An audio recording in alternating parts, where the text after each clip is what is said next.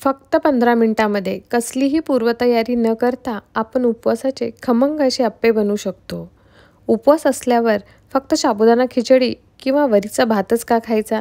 आपण असेच नवनवीन पदार्थ उपवासासाठी बनवू शकतो आणि त्याला जास्त वेळसुद्धा लागणार नाही. फक्त उपवास असणारेच नाही तर घरातले बाकीचे लोकसुद्धा हे अप्पे खूप आवडीने खातील. तर त्यासाठी आपण सुरुवात करूयात. सर्वप्रथम एका पॅनमध्ये 1 वाटी वरीचा तांदूळ, त्यालाच आपण भगरसुद्धा म्हणतो, आणि अर्धी वाटी साबुदाणा ह्याला थोडंसं फक्त 2 मिनटासाठी ड्राय रोस्ट करून घ्यायचं. हे रोस्ट नाही केलं तरीही चालतं, परंतु थोडासा त्याला झुणकट वास असतो किंवा बऱ्याचदा हे खूप सॉफ्ट झालेलं असतं ह्युमिडिटीमुळे. त्यामुळे आपण त्याला फक्त एखाद्या पॅनमध्ये फक्त 2 मिनटं गरम करून घ्यायचं. जसंच ते मिश्रण थंड झालं त्याला मिक्सी जारमधून आपण फाईन पावडर बनवून तयार करायची. थोडंसं पल्स मोडवरच आपण ह्याला बारीक करून घ्यायचं. एकदम फाईन पिठासारखी पावडर बनवायची नाही. थोडंसं हाताला आपल्या तो क्रश लागला पाहिजे अशा प्रकारे आपण त्याची पावडर बनवून तयार करायची.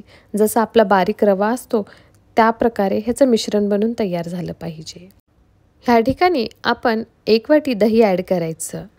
दही जर खूप आंबट असेल तर ह्या ठिकाणी आपण फक्त अर्धा वाटीच दही ॲड करायचं आणि त्याला मिक्सरमधून एकदा परत आपण फिरून घ्यायचं.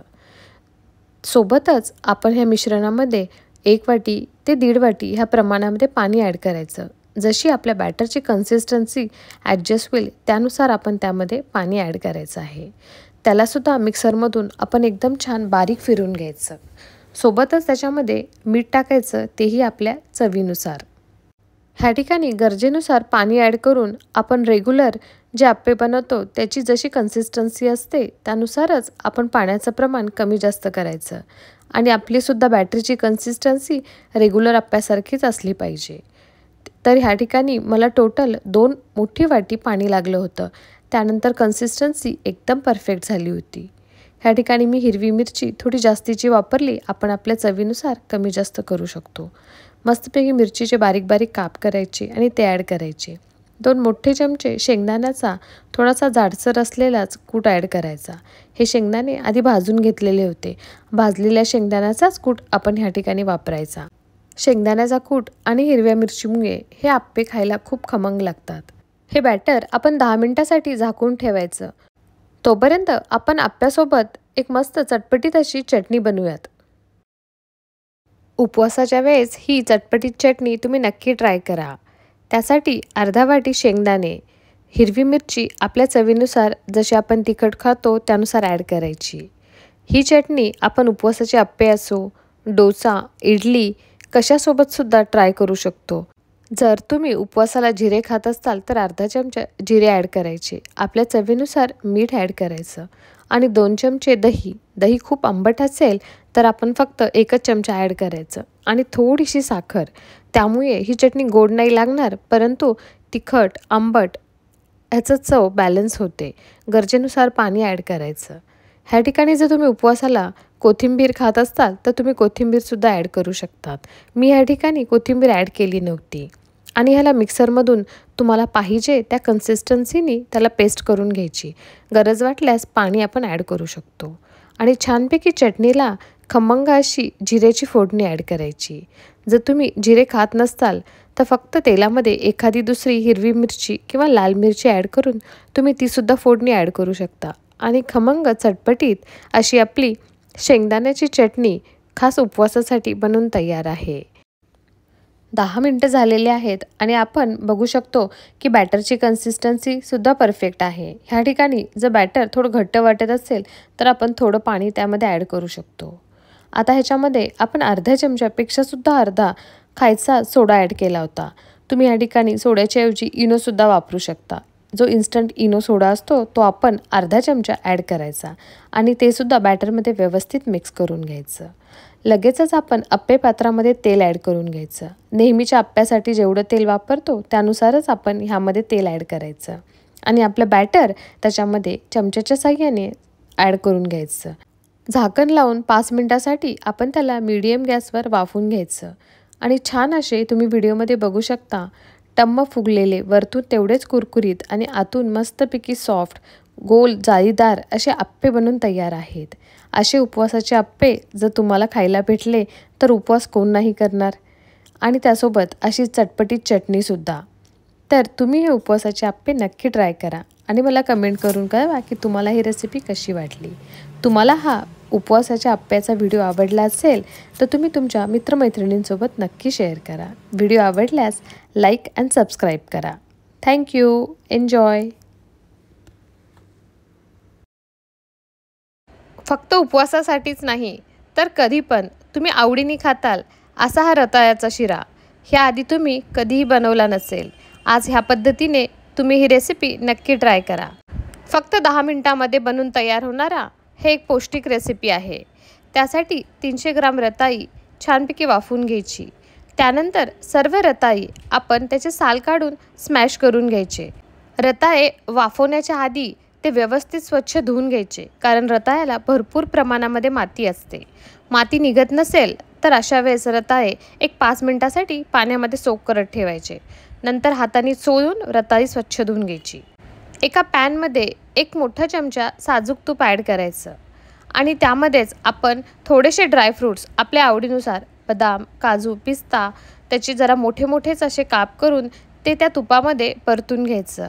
शिरा किंवा हलवा त्यामध्ये असे तुपामध्ये भाजून घेतलेले ड्रायफ्रूट्स खाताना खूप छान लागतात. त्याचा एक वेगळाच असा क्रंच असतो. थोडेसे ड्रायफ्रूट्स परतून घेतल्यानंतर आपण स्मॅश केलेली रताळी त्यामध्ये ॲड करायची आणि रताळेसुद्धा ह्या ड्रायफ्रूटसोबत तुपामध्ये परत एक 5 मिनिटासाठी परतून घ्यायचे. रताळे ऑलरेडी वाफवलेले आहेत त्यामुळे ते परतून घ्यायला जास्त वेळ लागणार नाही. साजूक तुपामध्ये रताळी व्यवस्थित परतून घेतल्यामुळे ह्या ठिकाणी खूप छान असा रताळ्याला सुगंध येतो. एक 5 मिनटं व्यवस्थित हलवून घेतल्यानंतर त्याला वाफ काढून घेतल्यानंतर त्यामध्ये आपण आपल्या चवीनुसार साखर ॲड करायची. ह्या ठिकाणी आपण साखरेच्या ठिकाणी गूळ पावडरसुद्धा वापरू शकतो. रताळी स्मॅश केल्यानंतर एका वाटीच्या साहाय्याने मी ऑलरेडी मोजून घेतली होती तर ती कंप्लीट 2 वाटी होती. त्या प्रमाणामध्ये ह्या ठिकाणी 1 वाटी साखर वापरली होती. रताळ्यामध्ये ऑलरेडी त्याचा एक ओरिजिनल गोडवा पण असतो त्यामुळे साखरेचं प्रमाण हे आपण कमी जास्त करून घ्यायचं. गूळ वापरत असताल तर ह्या ठिकाणी काळजी घ्यायची की आपण चिक्कीचा गूळ बिलकुलही वापरायचा नाही. साखर रताळ्यामध्ये व्यवस्थित मिक्स करेपर्यंत आणि मेल्ट होईपर्यंत त्याला परतून घ्यायचं आणि 2 मिनिटासाठी त्याची छानपैकी वाफ काढून घ्यायचं. फक्त उपवासासाठीच नाही तर सकाळच्या नाश्त्यासाठी किंवा मुलांच्या डब्यासाठी सुद्धा आपण हा पदार्थ बनवू शकतो. साखर संपूर्ण व्यवस्थित मेल्ट झाल्यानंतर आपण त्यामध्ये 1 ते 1.5 वाटी दूध ॲड करायचं. ह्या ठिकाणी दुधासोबत मी थोडीशी सायसुद्धा ॲड केली होती आणि हे सर्व परत एकदा व्यवस्थित मिक्स करून घ्यायचं. दूध व्यवस्थित रताळ्यामध्ये मिक्स होईपर्यंत आपण त्याला हलवत राहायचं. रताळे आणि दूध एकजीव होईपर्यंत 5 मिनिटामध्ये रताळे छानपैकी शिजून निघतात, कारण रताळे ऑलरेडी आपण वाफवून घेतलेली आहेत. हे सर्व एकजीव झाल्यानंतर एकदम कमी गॅसवर फक्त 2 ते 3 मिनिटासाठी एकदा वाफ काढून घ्यायची आणि त्यामध्ये थोडीशी वेलची पूड ॲड करायची. वेलची पूडसुद्धा आपण छानपैकी शिऱ्यामध्ये मिक्स करून घेतल्यानंतर आपल्या आवडीनुसार वरतून आपण ड्रायफ्रूटचे काप ॲड करायचे.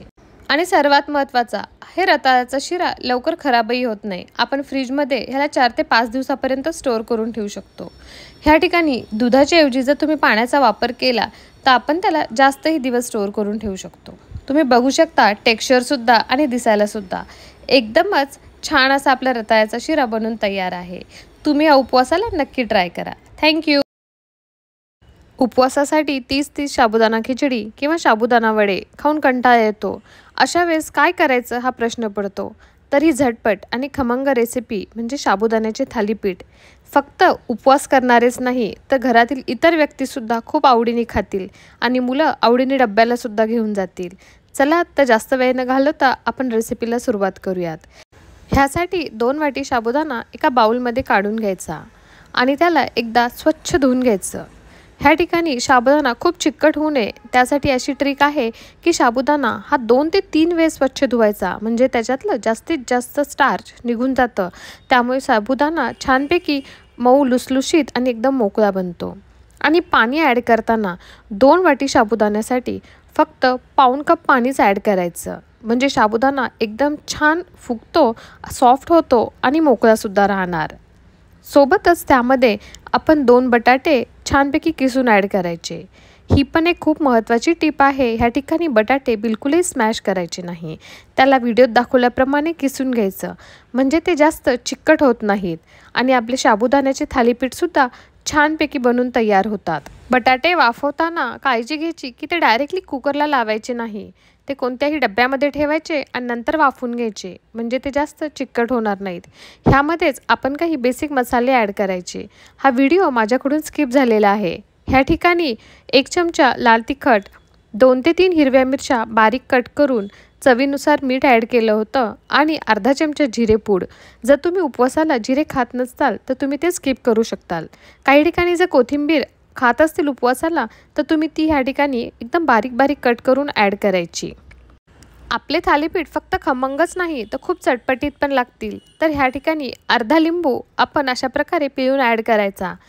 आपल्याला थालीपीठ बिलकुलही आंबट लागणार नाहीत, पण खाताना त्याचा एक छानपैकी असा चटपटीत फ्लेवर मात्र नक्की येणार.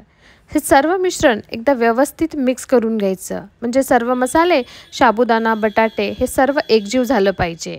व्हिडिओमध्ये दाखवल्याप्रमाणे सर्व मिश्रण आपण मिक्स करून घेतलं आणि त्यामध्ये एक छोटासा गोळा, आपल्याला ज्या साईजचे साबुदाणा थालीपीठ बनवायचे त्या आकाराचा गोळा आपण काढून घ्यायचं. ह्या ठिकाणी मी बटर पेपर वापरला होता.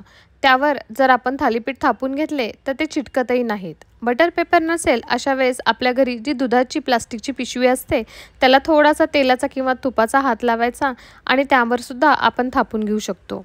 किंवा स्टीलच्या प्लेटला उलट्या साईडला थोडंसं तेल लावायचं आणि त्याच्यावर सुद्धा आपण थापून घेऊ शकतो. बटर पेपर एकदम सोपी मेथड आहे. हाताला सुद्धा आपल्या बिलकुलही चिटकणार नाहीत. खाली पण बटर पेपर आणि वरच्या साईडनी पण बटर पेपर लावलं की झटपट असे आपले थालीपीठ थापून निघतात. फक्त 2 मिनटं लागतात आपल्याला हे थालीपीठ थापून घेण्यासाठी. छानपैकी तवा गरम झाला की तूप किंवा तेल लावून त्याला थालीपीठला खमंग दोन्ही साईडनी खरपूस असं भाजून घ्यायचं. हे साबुदाण्याच्या थालीपीठला जर सेंटरला तुम्ही व्हिडिओत दाखवल्याप्रमाणे छोटंसं होल करून घेतलं तर साबुदाणा हा व्यवस्थित सर्व साईडनी आतून सुद्धा छानपैकी शेकून निघतो. वरच्या साईडनी एकदम क्रिस्पी, कुरकुरीत आणि बटाटा असल्यामुळे आतून तेवढेच सॉफ्ट असे हे साबुदाण्याचे थालीपीठ. दही असो किंवा शेंगदाण्याची चटणी जी आपण उपवासासाठी बनवतो त्यासोबत तुम्ही हे एन्जॉय करू शकतात. ह्या थालीपीठमध्ये आपण आपल्या आवडीनुसार जर काही उपवासाची पीठे ॲड करायची असतील तर तेही करू शकतो, जसंच वरईचं पीठ किंवा राजगिऱ्याचं पीठ. तुम्हाला ही रेसिपी कशी वाटली नक्की कळवा. व्हिडिओ आवडल्यास लाईक करा. थँक्यू. बऱ्याचदा उपवासाला काहीही तेलकट खाण्याची इच्छा होत नाही किंवा बरेच जण मीठसुद्धा उपवासाला खात नाहीत, फक्त फळ किंवा दूध खातात. अशा वेळेस आपण ही हेल्दी ड्रिंक बनवू शकतो. ह्यामध्ये एका वाटीमध्ये काजू, बदाम, पिस्ता, अंजीर आणि आपले डेट्स म्हणजे खजूर ज्याच्या सीड्स आपण काढून घेतलेले आहेत, हे सर्व ड्रायफ्रूट्स आपण गरम दुधामध्ये 15 मिनिटासाठी चांगले सोक करण्यासाठी ठेवायचं. आपल्याला आवडतील ते ड्रायफ्रूट्स आपण ह्यामध्ये ॲड करायचे. ह्यासोबतच आपण पंपकिन सीड्स, सनफ्लावर सीड्स, काही असे सुपर सीड्ससुद्धा ह्याच्यामध्ये ॲड करू शकतो आणि काही स्किप करायचं असेल तर तेही करू शकतो. ह्याच गरम दुधामध्ये 2 ते 3 केशरच्या काड्या ॲड करायच्या आणि ह्याला 15 मिनिटासाठी झाकून ठेवायचं. हे एकदम हेल्दी ड्रिंक आहे उपवासाला आणि एकदम पोटभरीचं. तेलकट नाही किंवा काही शिजवण्याची गरज नाही. पटकन 10 ते 15 मिनिटात सोक केलं की बनून तयार. हे सर्व सामग्री मिक्सी जारमध्ये काढून घ्यायची आणि त्यामध्ये एक छानपैकी पिकलेलं केळ ॲड करायचं. जर तुम्हाला केळ आवडत नसेल किंवा खायचं नसेल तर तुम्ही या ठिकाणी ॲपल, चिक्कू असं काहीही ॲड करू शकता किंवा तुम्ही कोणतंच फ्रूट जरी ॲड नाही केलं, नुसतं असेच ड्रायफ्रूट्स दुधामधून छानपैकी मिक्सी जारमध्ये बारीक करून घेतले तर ते सुद्धा तुम्ही चांगली ड्रायफ्रूट स्मूदी बनवू शकता. गरजेनुसार तुम्हाला दूध आणखीन वाढवायचं असेल तर तुम्ही वाढवू शकता. मी फक्त 1 बनाना ॲड केला होता आणि थोडंसं दूध परत ॲड केलं आणि त्याला मिक्सरमधून छान फाईन अशी पेस्ट बनवून तयार केली. फक्त 2 मिनिटांमध्ये झटपट अशी उपवासाची हेल्दी ड्रिंक बनून तयार होती. एकदम पोटभरीची आणि सर्वात महत्त्वाचं एकदम पौष्टिकसुद्धा.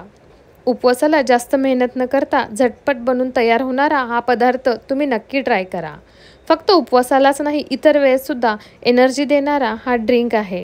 रेसिपी आवडली तर व्हिडिओला लाईक करा. मंडळी, कमी तेलामध्ये वरतून एकदम कुरकुरीत आणि आतून मस्त सॉफ्ट असा साबुदाणा वडा आज आपण बनवणार आहोत. उपवास असो की नसो, साबुदाणा वडा हा तर सर्वांनाच खूप आवडतो. परंतु डीप फ्राईड आयटम्स आपण बऱ्याचदा टाळतो. तर जास्त वेळ न घालवता आपण रेसिपीला सुरुवात करूयात. साबुदाणा वडा जास्त चिकट न होण्यासाठी साबुदाणा भिजवतानाच काही काळजी घेतली पाहिजे. तर त्यासाठी 2 वाटी साबुदाणा 2 ते 3 वेळेस स्वच्छ धुवून घ्यायचा, म्हणजे त्याच्यातलं एक्सेस स्टार्च जे असतं ते निघून जातं. आणि पाण्याचं प्रमाण हे फक्त साबुदाणा पूर्ण पाण्यामध्ये भिजला पाहिजे एवढंच ॲड करायचं. जास्त पाणी बिलकुलही ॲड नाही करायचं. आणि त्याला कमीत कमी 4 तास तरी सोक करण्यासाठी ठेवायचं. म्हणजे व्हिडिओत दाखवल्याप्रमाणे एकदम छान मोकळा मोकळा असा आपला साबुदाणा भिजून निघतो. हा साबुदाणा मोकळा करताना तुम्ही बघू शकता हाताला चिटकतसुद्धा नाही आहे. त्यामुळे वॉश करतानाची ही टेक्निक नक्की लक्षात घ्यायची.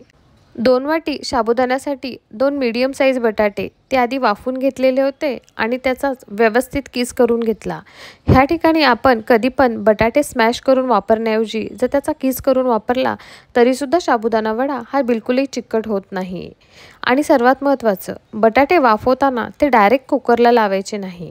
ते कोणत्या तरी एखाद्या भांड्यामध्ये ठेवायचे आणि नंतरच कुकरला वाफवून घ्यायचे, म्हणजे तो बटाटा जास्त चिकट होत नाही. बटाटा आणि साबुदाणा मिक्स केल्यानंतर काही बेसिक मसाले त्यामध्ये ॲड केले. तो व्हिडिओ माझ्याकडून स्किप झालेला आहे. त्यामध्ये हिरवी मिरची, लाल तिखट, शेंगदाण्याचा कूट आणि चवीनुसार मीठ. हिरवी मिरची खूप कमी वापरली म्हणून थोडंसं लाल तिखट ॲड केलं होतं. आणि जर आवडत असेल तर तुम्ही जिरे किंवा जिरेपूड जर उपवासाला जमत असेल तर ॲड करायची. थोडंसं लिंबूसुद्धा पिळून ॲड करायचं. त्यामुळे वडा खाताना छानपैकी चटपटीत लागतो. तुम्ही नक्की ट्राय करा. आणि हे सर्व मिश्रण एकदा छानपैकी हाताने मिक्स करून घ्यायचं. आपण बटाटे किसून टाकल्यामुळे हे सुद्धा आपल्या हाताला बिलकुलही चिटकणार नाही. आणि व्हिडिओत दाखवल्याप्रमाणे आपण त्याचे गोळे बनवून घ्यायचे. आपण हे साबुदाणा वडे आप्पे पात्रात बनवणार आहोत. आपल्या आप्पे पात्रामध्ये जशी साईज आहे त्यानुसार आपण त्याचे सर्व गोळे बनवून घ्यायचे. तुम्ही व्हिडिओमध्ये बघू शकता मी सर्व मिश्रणाचे साबुदाण्याचे गोळे बनवून तयार केले होते. म्हणजे आता आपल्याला फ्राय करायला एकदम सोपं जाणार. एकसारख्या साईजचे सर्व गोळे बनवून तयार केले की आपल्याला आप्पे पात्रामध्ये सोडायलाही सोपं जातं आणि छान व्यवस्थित एकसारखेच कुरकुरीत असे आपले साबुदाणा वडे फ्राय होऊन निघतात. व्हिडिओत दाखवल्याप्रमाणे आप्पे पात्र छान गरम झाल्यानंतर आपण त्यामध्ये तेल सोडायचं. तेलसुद्धा जास्त काही ॲड करण्याची गरज नाही. वाटलंच तर आपण वरतूनसुद्धा परत चमच्याने थोडं थोडं तेल सोडू शकतो.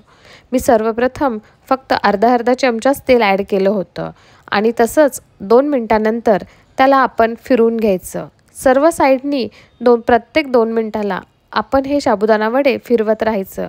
कमी तेलामध्ये एकदम छान वरतून कुरकुरीत असे आपले साबुदाणा वडे बनून तयार होतात.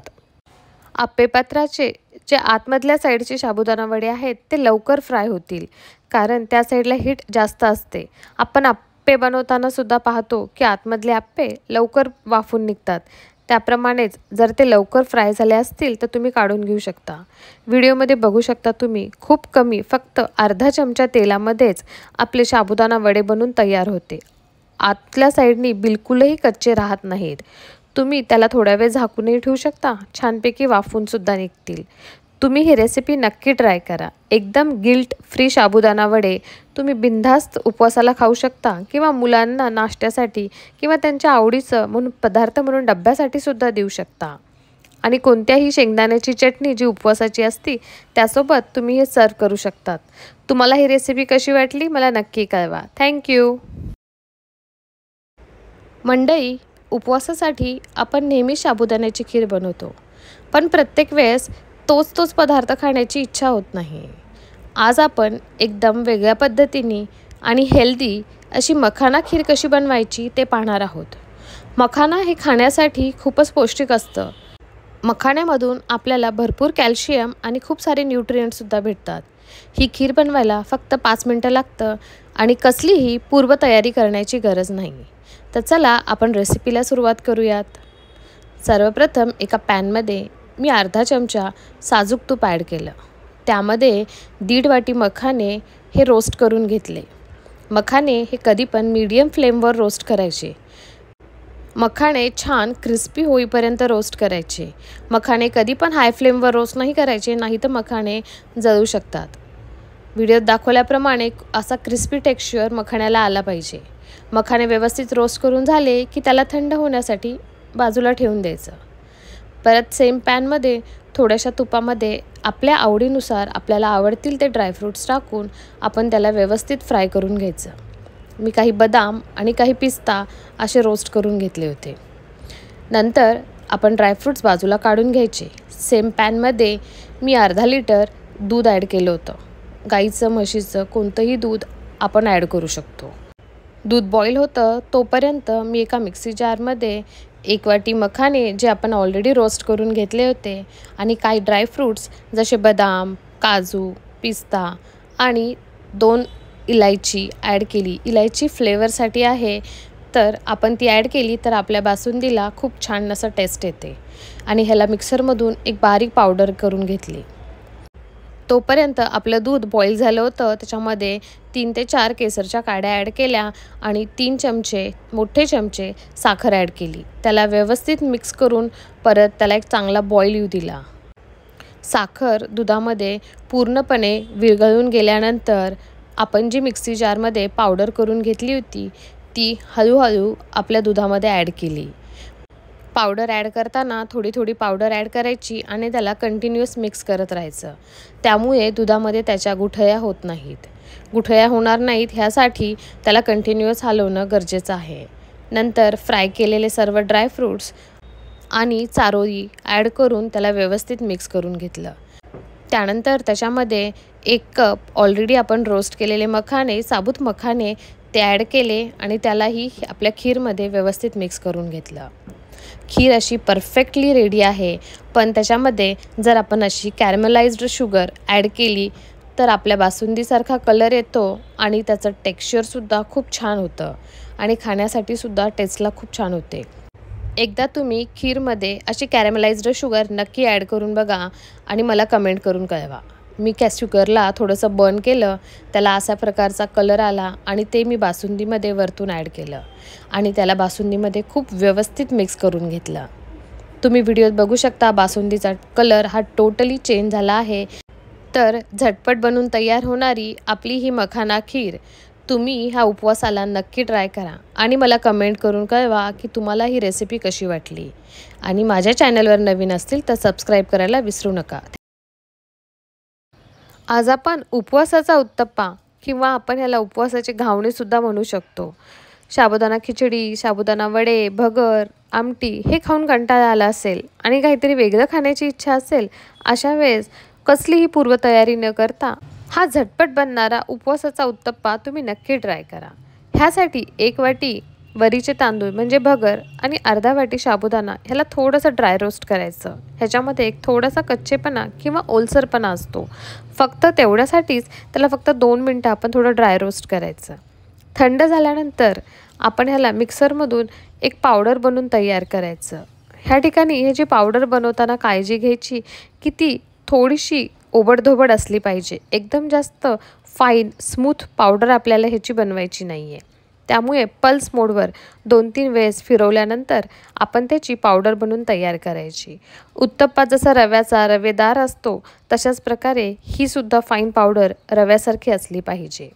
आता ह्याच मिक्सरच्या भांड्यामध्ये अर्धा ते 1 वाटी दही, आंबट असेल तर अर्धा वाटी, आंबट नसेल तर 1 वाटी दही ॲड करायचं आणि त्याला परत एकदा मिक्सरमधून फिरवून घ्यायचं.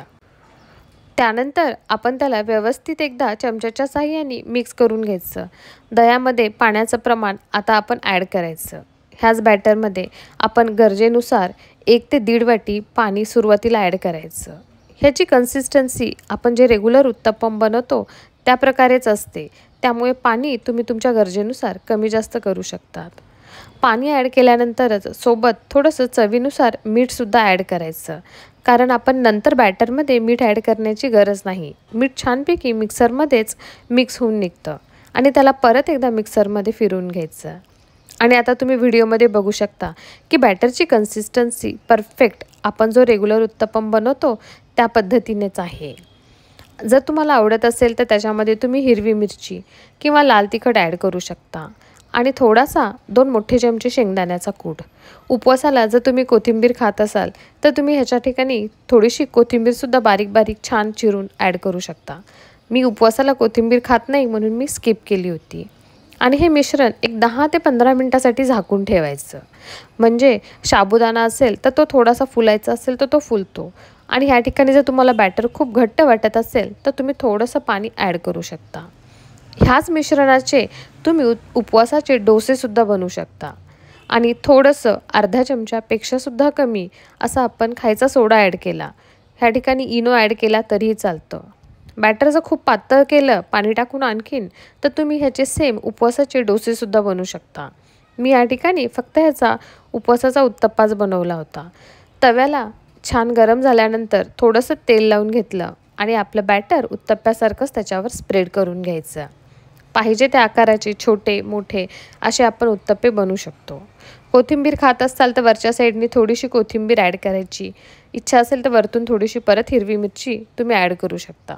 व्हिडिओच्या खालच्या साईडला मी उपवासाची चटणी कशी बनवायची त्याची लिंक दिलेली आहे. तुम्ही उत्तप्प्यासोबत ती चटणी फक्त 2 मिनिटात बनवून तयार होते तीसुद्धा ट्राय करू शकता. उत्तप्प्याला बाजूच्या साईडनी थोडंसं तेल किंवा तूप लावून घ्यायचं आणि वरच्या साईडने सुद्धा थोडंसं ॲड करायचं. म्हणजे आपला उत्तप्पा खाताना आपल्याला ड्राय लागत नाही. आणि व्हिडिओत दाखवल्याप्रमाणे त्याला दोन्ही साईडनी परतून घ्यायचं. म्हणजे छानपैकी खमंग आणि खरपूस असा दोन्ही साईडने आपला उत्तप्पा छानपैकी वाफून निघतो.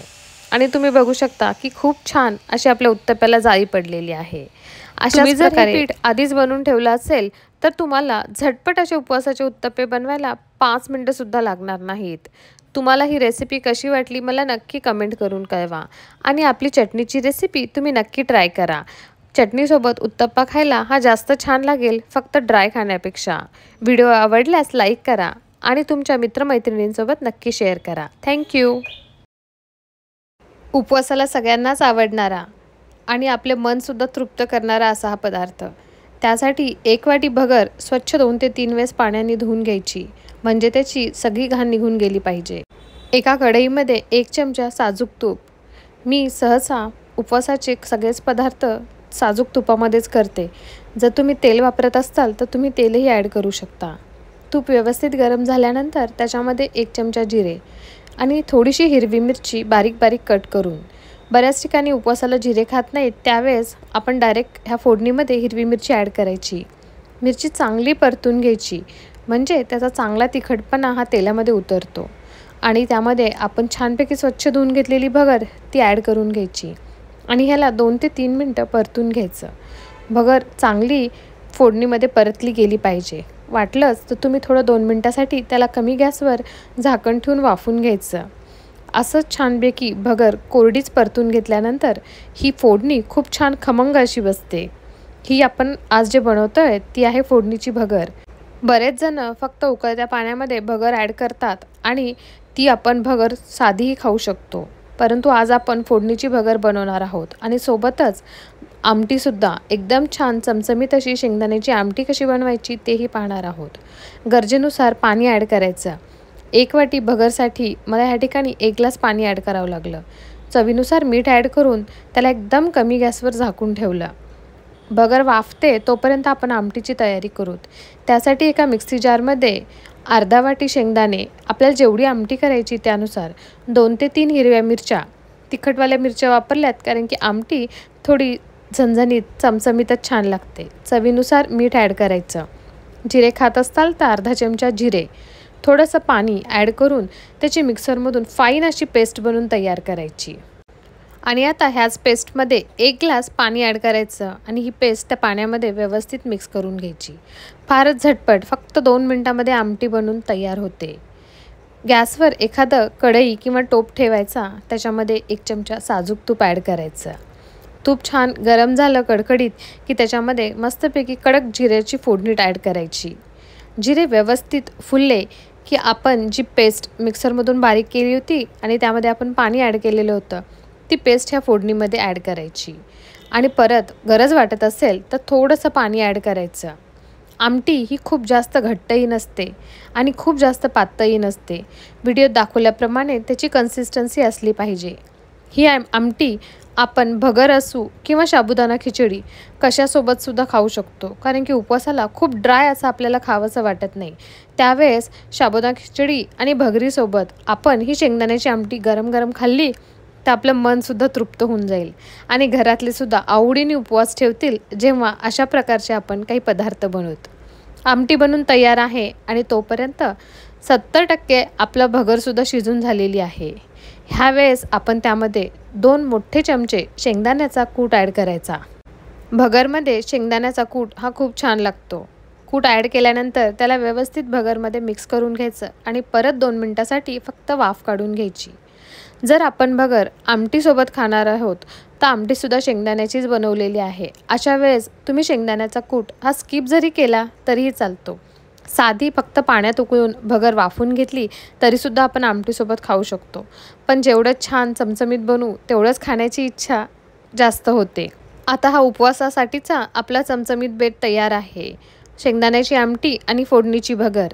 ही रेसिपी तुम्ही नक्की ट्राय करा. उपवास नसणारे सुद्धा हे आवडीने खातील. व्हिडिओ आवडल्यास लाईक करा आणि फ्रेंड्ससोबत शेअर.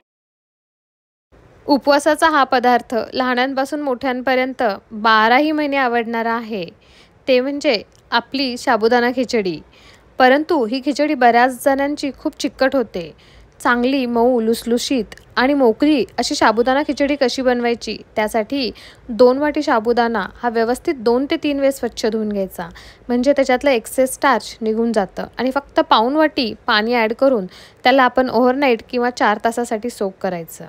नंतर तुम्ही व्हिडिओमध्ये बघू शकता की एकदम मोकळा असा आपला साबुदाणा चांगल्यापैकी भिजून निघालेला आहे. खूप जास्त पाणी किंवा कमी वॉश केलं तर साबुदाणा खूप चिकट होऊ शकतो. व्यवस्थित साबुदाणा मोकळा करून घ्यायचा आणि त्याच्यामध्ये अर्धा वाटी शेंगदाण्याचा जरा ओबडधोबड जाडसर असा कूट ॲड करायचा. एकदम फाईन पावडर केली तर तो आपल्या दाताला चिटकतो, तोंडामध्ये चिटकतो. त्यामुळे अशी ओबडधोबड शेंगदाण्याचा कूट ॲड केल्यानंतर खिचडी खूप छान लागते. चवीनुसार मीठ आपण आधीच ॲड करायचं, नंतर ॲड केलं तरीही चालतं. पण आत्ता छानपैकी शेंगदाण्याचा कूट आणि मीठ साबुदाण्यामध्ये मिक्स करून घ्यायचं. कढईमध्ये 1 मोठा चमचा तूप ॲड करायचं. तुपाच्या ऐवजी तेलाची फोडणी केली तरीही चालते, पण खिचडीला तुपाचीच फोडणी छान लागते. फोडणीला छानपैकी जिरे ॲड करायचे. जिरे फुलल्यानंतर आपल्या आवडीनुसार आपण हिरवी मिरची ॲड करायची. खिचडी थोडीशी तिखटच छान लागते. अशा वेळेस आपण भरपूर हिरवी मिरची ॲड करायची आणि फोडणीमध्येच आपण बटाटे कट केलेले थोडे छोटे छोटे किंवा मीडियम साईजमध्ये ॲड करायचे. तुम्हाला जर आवडत नसतील साबुदाणा खिचडीमध्ये बटाटे तर तुम्ही स्किपही करू शकता. हे कच्चेच बटाटे आपण या ठिकाणी वापरलेले आहेत. ह्यासाठी बटाटे वाफून घेण्याची आधी बिलकुलही गरज नाही. फोडणीमध्ये फक्त 2 मिनटं झाकून ठेवायचं. बटाटे असेच वाफेवर चांगले 40 ते 50% शिजून निघतात आणि बाकीचे ते खिचडीसोबतसुद्धा वाफून निघतात. बटाटे व्यवस्थित वाफून घेतल्यानंतर आपण मिक्स केलेली साबुदाणा तो ॲड करायचा फोडणीमध्ये आणि त्याला चमच्याच्या साहाय्याने सर्व फोडणी व्यवस्थित मिक्स करून घ्यायची. ह्या ठिकाणी तुम्ही बघू शकता की मिक्स करतानासुद्धा तुम्ही की आपला साबुदाणा बिलकुलही चिकट नाही. साबुदाणा खूप चिकट असेल तर तो कढईला आणि चमच्याला खूप जास्त प्रमाणात चिटकून बसतो आणि शिजल्यानंतरसुद्धा तो आपल्या दाताला चिटकतो. ह्या पद्धतीने जर तुम्ही साबुदाणा भिजवला तर तो बिलकुलही चिकट होणार नाही. सर्व फोडणी व्यवस्थित मिक्स केल्यानंतर त्याला 5 मिनटासाठी मीडियम गॅसवर झाकून ठेवायचं आणि आपली लुसलुशीत एकदम छान दाणेदार साबुदाणा खिचडी बनून तयार आहे. शेंगदाण्याची आमटी असू द्या किंवा दही कशासोबतसुद्धा आपण ही सर्व करू शकतो. मुलांना डब्यासाठी आणि नाश्त्यासाठी तर हा सर्वांनाच आवडणारा असा पदार्थ आहे. तुम्ही ही रेसिपी नक्की ट्राय करा. आवडल्यास व्हिडिओला लाईक करा. मंडळी, उपवासासाठी नेहमीच काय बनवायचं हा प्रश्न पडतो आणि जर घरात सगळ्यांनाच उपवास असेल तर त्यांना काहीतरी वेगळं खायचं असतं. तर झटपट बनून तयार होणारे हे रताळ्याचे काप तुम्ही नक्की ट्राय करा. 5 मिनिटांमध्ये बनून तयार होतात. सर्वप्रथम रताळे घ्यायचे. घेताना जरा कडक असे रताळे बघून घ्या. सॉफ्ट जर असतील तर ते चांगले ज्युसी बनत नाहीत. नंतर रताळे स्वच्छ धुवून घ्यायचे. रताळ्याला खूप माती असते, तर बऱ्याच वेळेस त्याची माती निघत नाही. अशा वेळेस त्याला 5 मिनटं पाण्यामध्ये तसंच सोक करत ठेवायचं आणि 5 मिनटानंतर हाताने चोळून सर्व माती काढून टाकायची, म्हणजे रताळे स्वच्छ धुवून निघतात. त्यानंतर व्हिडिओत दाखवल्याप्रमाणे त्याचे एकदम बारीक बारीक असे काप करून घ्यायचे. ह्या ठिकाणी रताळ्याची साल काढण्याची बिलकुलही गरज नाही. त्यानंतर कढईमध्ये 1 चमचा साजूक तूप ॲड करायचं आणि सर्व काप त्याच्यामध्ये ॲड करून एक 5 मिनटं त्याला परतून घ्यायचं. रताळे व्यवस्थित परतून निघाल्यानंतर त्याच्यामध्ये 2 चमचे गूळ ॲड करायचा. ह्या ठिकाणी जो आपण गूळ वापरतो तो चिक्कीचा गूळ कधीही वापरायचा नाही, नाहीतर सर्व रताळे एकमेकाला चिटकून बसतील आणि ते कडक होतील. त्यामुळे साधा जो नॉर्मल गूळ असतो तो 2 चमचे किंवा आपल्याला जसा गोडवा पाहिजे त्यानुसार ॲड करून त्याला परत 2 ते 3 मिनटं परतून घ्यायचं आणि छानपैकी आपले रताळ्याचे गोड काप बनून तयार होतात. हे रताळ्याचे काप आपण 3 ते 4 दिवस स्टोअरसुद्धा करून ठेवू शकतो. थँक्यू.